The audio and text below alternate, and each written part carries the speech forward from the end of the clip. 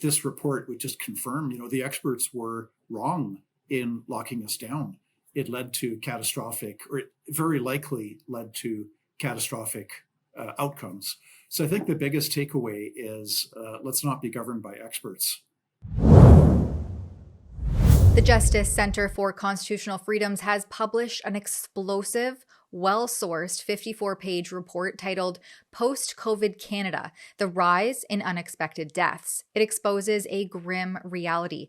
Excess deaths are surging post-pandemic, and this surge is being largely ignored by health officials, basking in self-congratulation with shiny new coins and pats on the back. Draconian COVID policies, from business closures or Orwellian slogans like "Stay home, save lives," 2 weeks to flatten the curve, the new normal, followed by mask and vaccine mandates, forced social isolation, and invasive surveillance, devastated lives and liberties. While bureaucrats like Theresa Tam receive accolades and the Order of Canada for her championing of public health, Canadians are left to suffer the fallout of these hypocritical, heavy-handed measures. John Carpe, JCCF president, joins me to unpack this crisis, demanding urgent investigation and accountability. Well, thus far, we're not really seeing much interest yet on the part of public health officials and politicians. They seem to be quite happy with the narrative that COVID was not just a bad annual flu, but it was an unusually deadly killer and it killed lots of people. And now COVID is over. Lockdowns were wonderful. Vaccines are still safe and effective, and nothing to see here, folks. Let's just move on. And this desire to move on, I get that, because it was dark and miserable times for a lot of people, including people who supported lockdowns. Those people also suffered, the loneliness and depression, and in some cases financial losses and so on. But it's interesting, for example, that the number of COVID deaths, according to Statistics Canada, went up after all Canadians got vaccinated. In 2020, in the first year of COVID, we had about 16,000 COVID deaths in 2020, according to Statistics Canada. And this jumped up to 20,000 COVID deaths in 2022 after everybody got vaccinated. So there's Statistics Canada data that is really begging the question, was the vaccine really effective when the number of COVID deaths went up but considerably by 20% after, so many Canadians got 2 or more injections of the COVID vaccine? We had that. We also had a startling and unexplained rise in deaths from Canadians under the age of 45. These are people, they're not dying from COVID, right? Because Statistics Canada, as well as all the provincial data, tells us that the COVID deaths, 90% of the COVID deaths are for people in their 70s and 80s and 90s. And you get Canadians under 45, it was very small numbers who died of COVID. Yet the death rates went up for Canadians under age 45, jumped by more than a third. So huge increase, tens of thousands of younger Canadians dying in 2022, 2023, 2024, as opposed to the pre-COVID years. Same thing with the drug overdoses. We see a 55% increase in drug overdose deaths. So horribly tragic. In the 3 years prior to lockdowns, the annual drug overdose deaths in Canada was about 4,500. 4,500 deaths per year, quite tragic. This jumps up to nearly 7,000 deaths per year after lockdowns are imposed. And sadly, it stays at that high level. It didn't go back down. So first you had lockdowns in 2020, 2021, into 2022. You got mandatory vaccination policies. You've got vicious and utterly unscientific discrimination against people not getting the shots that's persisting all the way through most of 2022. But then in 2023, 2024, these high rates of drug overdose deaths, they just continue.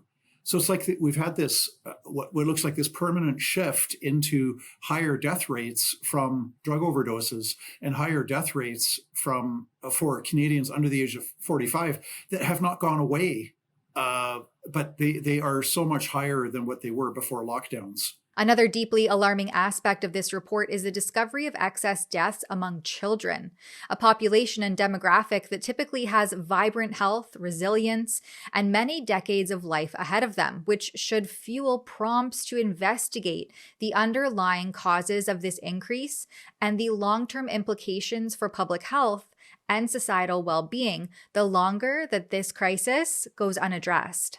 Well, those deaths have increased by 16%. And again, that seems to be a permanent increase. So it's a big jump. In 2022, there were just under 800 children ages 1 to 14 who died. And that was significantly higher than in the pre-lockdown years. So this is what's crying out for further investigation, right? Because the data by itself doesn't necessarily tell you. I mean, there could be 100 different reasons why child deaths are going up, right? But this needs to be explored. Why are they permanently higher now as opposed to pre-2020? And why is this jump so significant? Whereas, previously you have very slow rises, slow declines in death rates, and then you bring in lockdowns and it's up. Now it stands to reason, but would take a lot further research to look into it. But with the lockdowns, you had massive increases in mental health disorders, eating disorders, anxiety, depression, obesity, and all of those things do contribute to an increase in death, right? If your overall rates of anxiety, depression, other mental health problems, and eating disorders and obesity and inactivity, all those things together, is it surprising that we have more children dying today than before lockdowns? And yet another concerning aspect was the astronomical increase in diabetes-related deaths. There's a scientific component to it, but there's also the art of healthy living. But there is a lot of medical literature to support the idea that you live a longer life and a healthier life if you don't have stress and anxiety. And way before lockdowns or COVID, there's a ton of medical literature pointing to longer lifespan and increased quality of life through in-person contacts. Okay, so this is pre-lockdowns, where the research says that meeting face-to-face with other people, together, same time, same room, same place, in-person contact is beneficial for your mental and physical health. So with lockdowns, we have this massive decrease where people are no longer, and not just for a week or two, but we're talking for years, people are not meeting together in person. That's bad for your health. People are less active. They closed the gyms. They made it illegal to go outdoors. You could get a big fat ticket, a huge fine for walking alone outside, using a mountain trail. So we have the increases in loneliness and isolation, anxiety, depression, inactivity. You can't go to the gym. You can't play organized sports. You can't go for a walk in the mountains. All of that together, I mean, is that going to drive up the rates of diabetes and other diseases? Well, of course it will. In addition to increases in documented causes of death, there are also notable increases in unknown causes, which definitely demands more investigation. So why aren't any public health officials looking into any of this? Unknown cause. 15% of the deaths among young Canadians in the year 2022, so 3 years ago now, 15% of the deaths are unknown cause. And this is just astronomically high rate. Autopsies are done on people only about 6% of the time. So 94% of the deaths in Canada, there's no autopsy performed.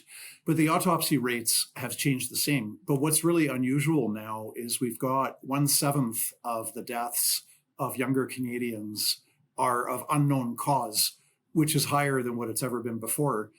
And I feel sorry for the grieving families. If I had a son or daughter, mother, father, aunt, uncle, friend, whatever, if somebody that I loved died and they said, well, unknown cause, I would be unhappy about that. And we're talking about a seventh of the deaths in Canada are now for unknown cause. So in response to your question, why are the politicians and public health officials not looking into this? Well, there's an old saying, it's easy to fool people. It's very hard to persuade people that they have been fooled. And we were fed a false narrative in 2020 about COVID. They misrepresented COVID as being much worse than what it was in reality. So most Canadians embrace this false notion of COVID being, like the Spanish flu of 1918, something really horrific. People don't lightly walk away from that and say, oh boy, I embraced this false narrative in 2020. People don't want to say that. They don't want to go there. They want to keep on believing that COVID was an unusually deadly killer when that's not supported by the data. So that's what it boils down to. It's what do people want to believe is a big part of the question, or what's going on here. I would invite people whatever perspective they're coming from, whether pro lockdown, anti lockdown. Let's look at this data and let's consider what the causes are, and then let's look at what are good public policies to pursue going forward. I mean, and that's asking for a lot, right? But it's asking for a lot because it's asking people who have accepted and embraced false narratives that were repeated not just on a daily basis, but on an hourly basis. The government-funded media was churning out this message about COVID being an unusually deadly killer, churning out grossly exaggerated COVID death numbers based on the World Health Organization redefining the cause of death classification process for COVID in April of 2020, which just made the numbers surge to far higher levels than what the death classification protocol that would have been used for the annual flu in the years prior to 2020. So it's very hard for people to let go of that narrative. But I would say, well, let's do the best we can. Let's not debate lockdowns, but let's just look at this data. Why do we have this 36% increase in deaths among Canadians ages 45 and under? Why do we have a 16% increase in the deaths of children?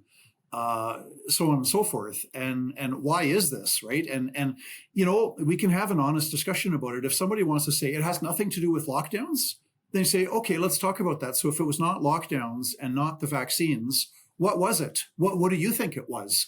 And let's have a dialogue about it. That would be the ideal, is to have the Statistics Canada data generate healthy discussion. Carpe expands on the good public policy that needs to be revisited, especially when it comes to things like pandemics, because we know World Health Organization Director General Tedros Ghebreyesus told us that the next one isn't a matter of if, but when. The next pandemic is not a question of if, but of when. And we cannot afford to repeat the same mistake of the past. And yet we have not addressed or rectified the grotesque failures and harms of indiscriminate, disproportionate, and unscientific health policy over the last few years. I think we have to back up a bit and not turn over political power to one designated expert. It is so contrary to the whole spirit of democracy, right? Democracy versus technocracy. We've got this movement that seems to be gaining traction around the world that we shouldn't really be electing people ourselves, because we're just, we're kind of too stupid and we're not educated, we're not sophisticated. And we need to let our society be guided and directed by experts who really know what they're doing.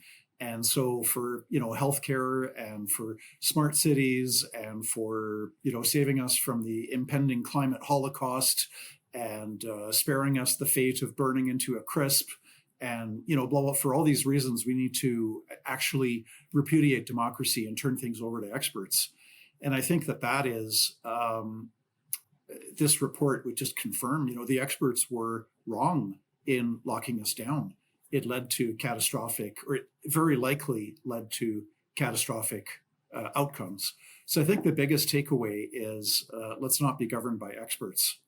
So while the medical establishment, media, and politicians have largely doubled down on the COVID narrative, claiming it was a deadly plague, lockdowns and vaccines saved lives based on faulty modeling parameters and not real-world data, it's clear that this is an entrenched ideology. But the truth is seeping out. One by one, people are waking up. They're breaking free from the groupthink herd. And it may be a slow uphill battle against a preached and practiced narrative, but we must keep pushing for accountability and real answers, no matter how inconvenient the truth. Now, I sought those answers on these disturbing health trends. I reached out to the federal health minister, Marjorie Michel, Shadow Minister for Health, Dan Mazier, and Alberta's health minister, Adriana LaGrange. Silence. Not a single response from any of them. These deafening voids confirm what the report claims. Health officials and public health are willfully ignoring this shadow pandemic. So while bureaucrats dodge accountability, constitutional rights groups are forced to do the heavy lifting, exposing data the establishment wants buried. If you'd like to read and fact check the full report, you can do so at jccf.ca. For Rebel News, I'm Tamara Ugolini. You can follow this topic and my reports on the novel modified RNA COVID shots at nomoreshots.ca. There you can consider supporting this kind of journalism if you're able to. That's nomoreshots.ca.